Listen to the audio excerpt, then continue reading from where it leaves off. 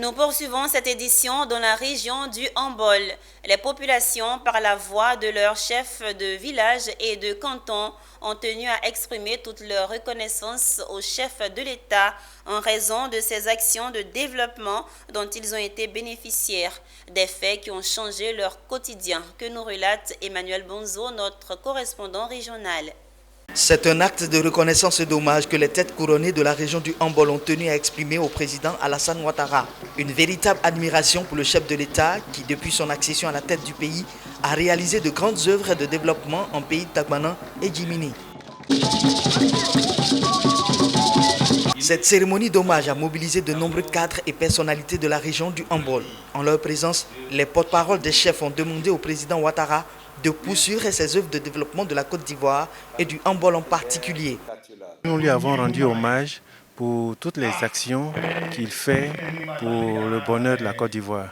Parce que grâce à lui, nous constatons que notre pays avance qualitativement dans tous les secteurs d'activité et pour le bien-être de la population. Nous voyons que tous les villages sont électrifiés et les centres de santé sont à proximité, sont à moins de 10 km des populations.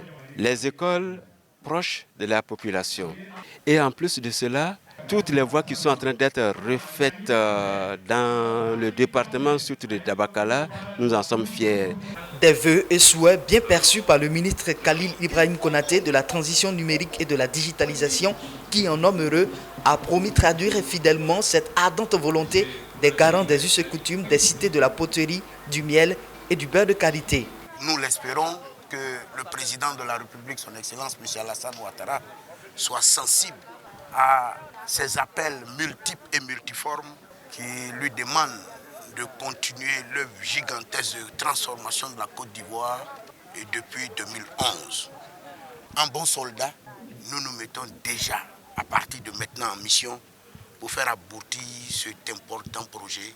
Au total, ce sont 359 chefs traditionnels et coutumiers de la région du Hambol venus dire au chef de l'État de maintenir le cap de la transformation et de la modernisation de la Côte d'Ivoire.